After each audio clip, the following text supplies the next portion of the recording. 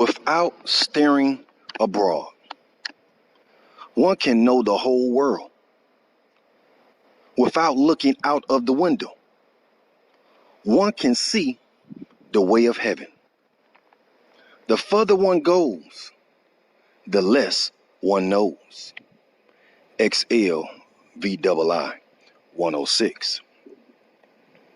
About the newborn babe, there is one passage which seems to show a different point of view. In concentrating your breath, can you become as supple as a babe? X24. It is possible that the concentrating of the breath implies some sort of breathing exercise or perhaps even yogic practice. But again,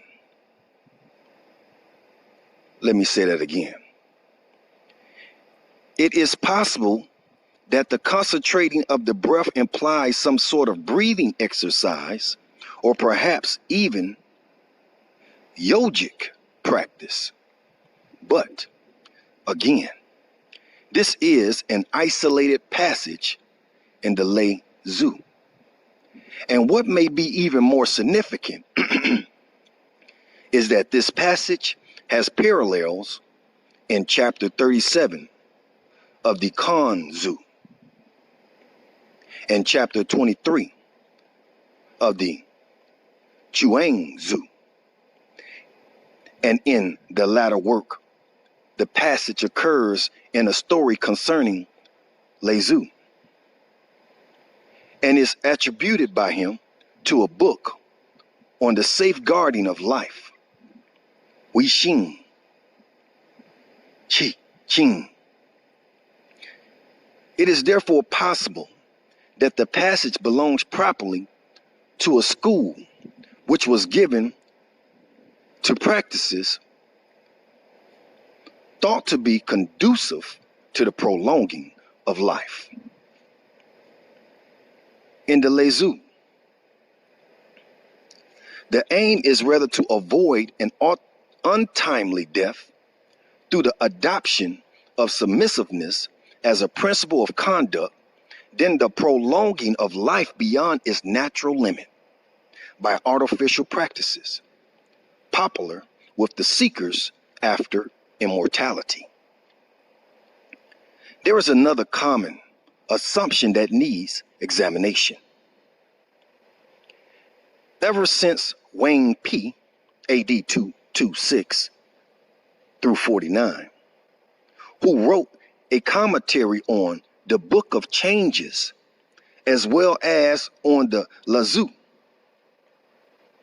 there has been no lack of interpreters who found affinity between the two works.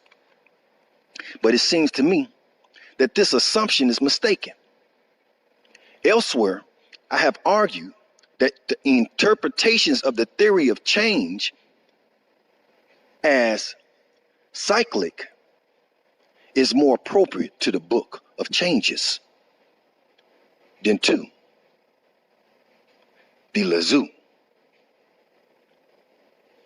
Here I wish only to call attention to the yin and the yang, the central concepts of the Book of Changes, and the basis for the process of cyclic change.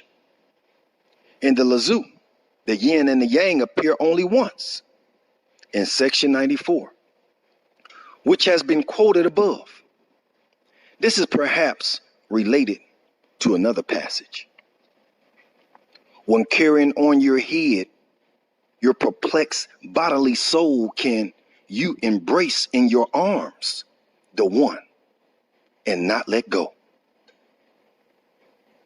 X24.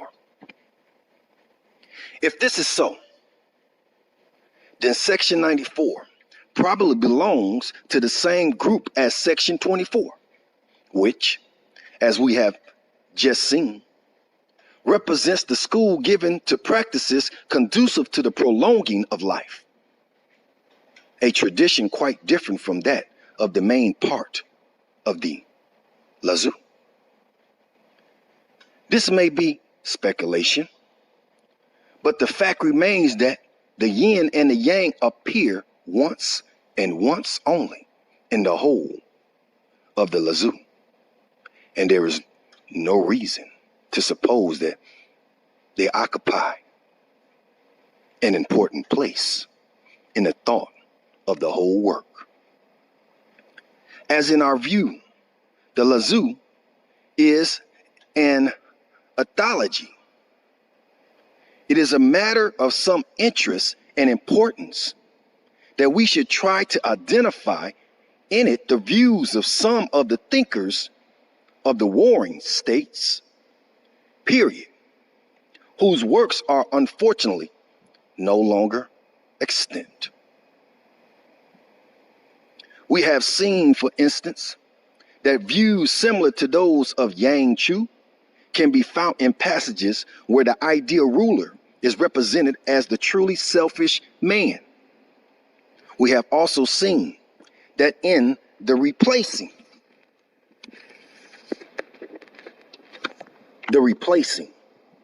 of concept of heaven by that of the Teo. The Lazu bears some resemblance to parts of the Kanzu, which, in the opinion of some modern scholars, are the work of the school of Song Ke'ing and Yin Wen, who figured among the scholars gathered in Chi Hasia in the state of Chiai. Again, according to the Lushish Chiyun Chia, Chan 17, Part 7. The key concept in the teachings of the legendary Kuan Yin, keeper of the past, is limpidity. In the Tiyin Hasia chapter of the Chuyang Zhu, in an account of the thought of Kuan Yin and Lazu, the former is quoted as saying, presumably in connection with the sage, there is nothing inflexible in him, and so things show themselves up clearly. In his movement, he is like water. In his stillness, he is like a mirror. In his response, he is like an echo, indistinct. He seems shadowy, silent. He seems limpid. He never leads, but always follows behind others. Here, besides limpidity, there are other concepts, many of which, like water, stillness, indistinct, shadowy, to follow and not to lead, are to be found in the Lazu. As Kuan Yin is so closely associated with the story of the westward journey of Lazu, it is not surprising that so many of the ideas attributed to Kuan Yin are to be found in the Lazu. Liu Zu, who is as nubilous a figure as Lazu, was said to have advocated emptiness. Hashu, Lushi, Chiyong, Chiyu, Lok, Sit. And emptiness figures very prominently in the Lazu, although the term used, except in section 15 and 37, is Chiyong and not Hasu. The most fascinating case in Shin Teo and Tiyin Piying, who is invariably mentioned with him, who not only figured at Chi Hashia, but on suspects was at least as prominent in the warring states period as Chuang Zhu or Lazu, as representative of what was later called Taoist thought. He is said in the Tian Hasia chapter of the Chuang Zhu to discard wisdom, to laugh at the empire for honoring men of worth, to consider wrong the great sages of the empire.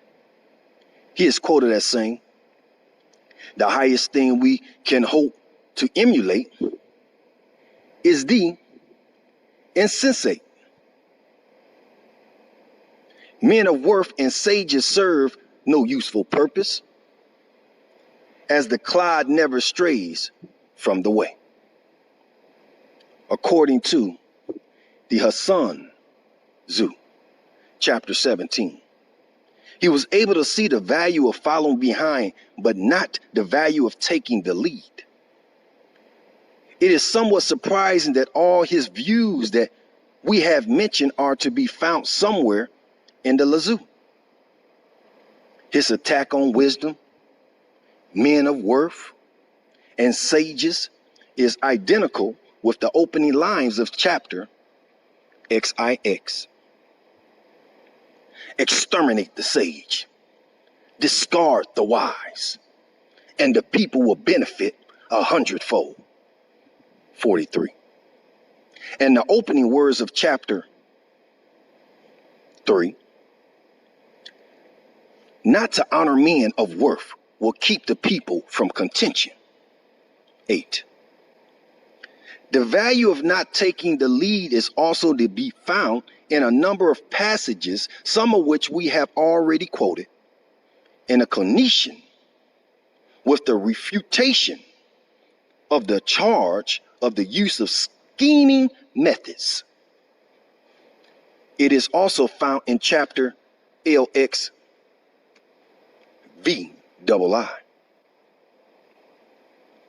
I have 3 treasures, which I hold and cherish. The third is known as not daring to take the lead in the empire. Not daring to take the lead in the empire, one could afford to be lord over the vessels. Now, to forsake the rear for the lead is sure to end in death. 164, 164a. Finally, Shinteos, insensate clod, is singularly like the uncarved block in the Lazu, the symbol for freedom from desire. We have said enough to show that passages are to be found in the Lazu, which contain key concepts of the various schools of the warring states period. But unfortunately, we cannot take our investigations any further in this direction for 2 reasons. Firstly, we know far too little about most of these early schools whose representative works are no longer extant. Secondly, from the key concepts associated with these schools, one gets the impression that very often there is more difference between them in terminology than in substance. Does not valuing the submissive, or valuing the empty, or avoiding the lead amount to the same thing? May it not be the case that some of these schools were very much alike, but each had to put up a different slogan in order to justify the claim to be an independent school? Since in the warring states, period. Too much was to be gained by such a claim.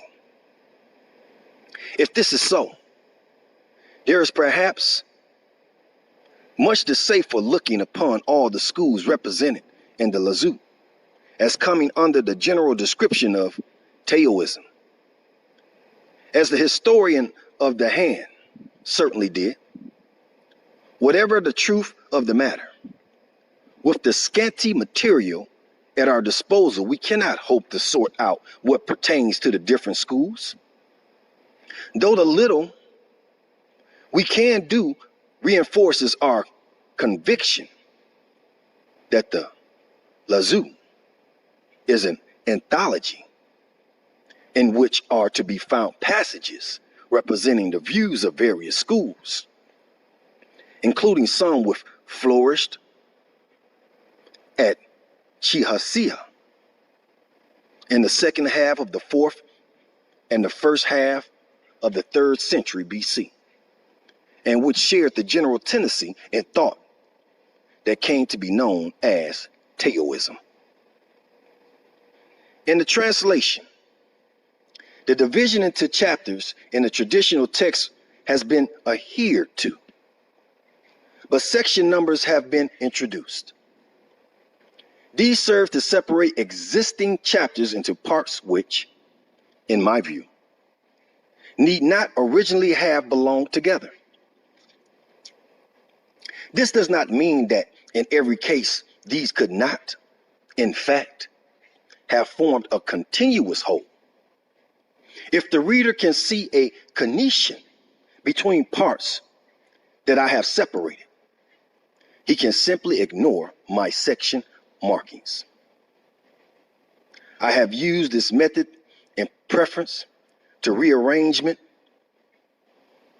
and the text of the text, which has been attempted by Eastern as well as Western scholars, because I am unable to share their assumptions that the present text is not in the proper order, and that there is a proper order which can be restored by rearrangement. Where two passages are possibly independent, I have given them different section numbers. But when a passage is followed by another, which serves as further exposition and was probably added by some editor, I have used the same section number, but with an added letter after it. As considerably more than half of the text consists in rhyming passages, which are most probably of an earlier date, it seems desirable to separate them from the prose parts. This is done by printing the translation of the rhyming passages in separate lines and with indentation. Needless to say, no attempt has been made to translate these passages in verse form. The text I have followed is that of the standard Wang P version.